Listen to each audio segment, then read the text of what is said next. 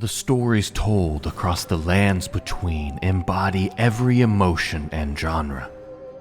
But as the veil between the world of the living and that of the dead grows thinner, we'll draw our attention to the tales of horror and fright. So, if you dare, join me as I recount the haunting tales from the lands between.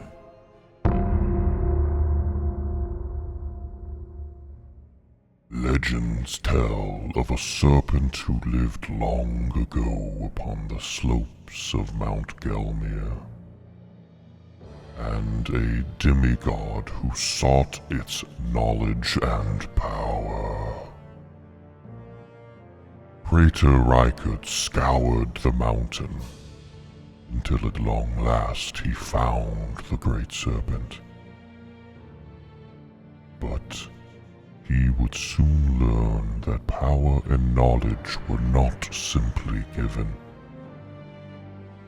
and to walk the path of blasphemy, Rykard allowed himself to be devoured by the great serpent, becoming one with it.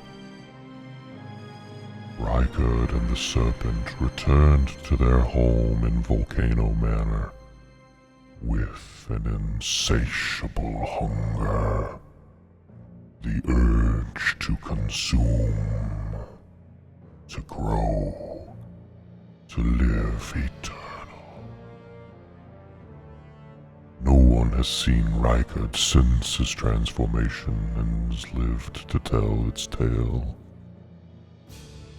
But many heroes have been granted an audience with their lord. But they were not met with hospitality, rather with the great maw of a serpent. The devoured live eternally within the belly of the beast, trapped, forever feeding strength to the serpent.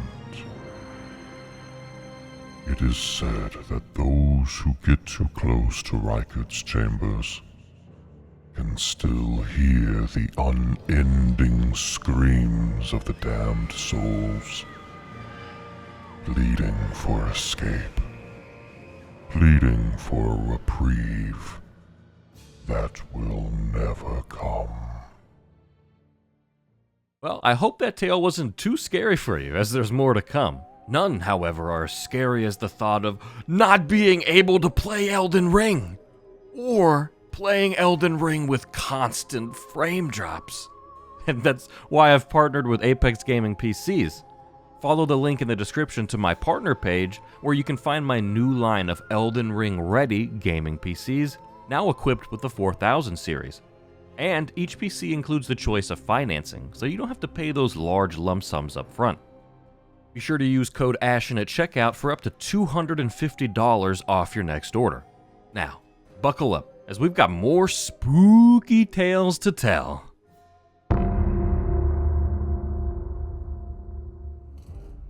There lives a blind woman who wanders the lands between in search of aid. But the locals insisted on mocking the blind girl, giving her eyes they told her were grapes. The eyes consumed brought her terrifying visions, scenes of madness and frenzy, forefronted by the fabled three fingers, the antithesis of order.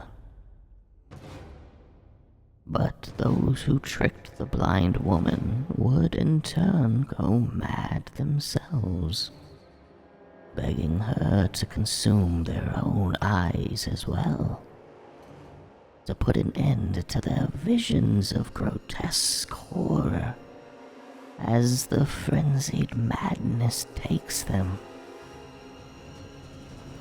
Their relief would never come. Stories claim that this blind maiden still wanders the roads of the lands between, awaiting her next victim to cross her path and steal their eyes. It is said that if you spot her on the horizon, it's already too late. Then she's guiding you to the Three Fingers, where they will take your mind, taking everything uniquely you and burning it away.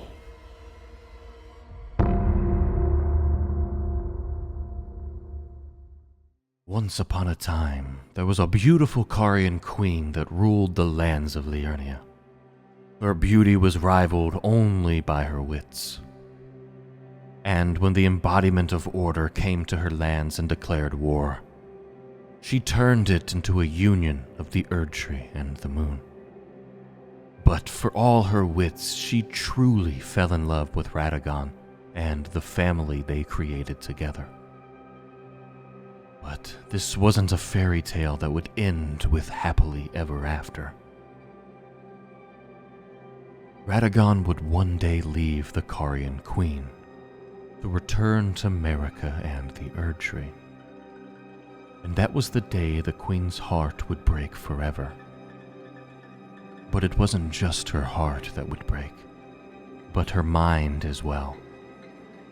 Her truest love had abandoned her, and all that he left behind was an amber egg. Heartbroken, the Queen hid herself away with the egg, cradling it endlessly with all her being. The Queen's children were her only reprieve from the heartache. But soon enough, her children were all at war with one another. The Queen was alone yet again. With the amber egg, she created more children. But these children were frail and short-lived. Lives spent in agony as their bodies couldn't withstand being torn away by reality. The Queen's heart continued to break over and over, just as her mind, and she continued to create more and more children to reprieve her ailing soul, as short-lived as it may be. It is said that any who enter the Queen's chamber will themselves be reborn, a shriveled, shattered piece of who they once were, frail and broken upon the floor, as they await the endless, agonizing loop of the Queen's broken heart.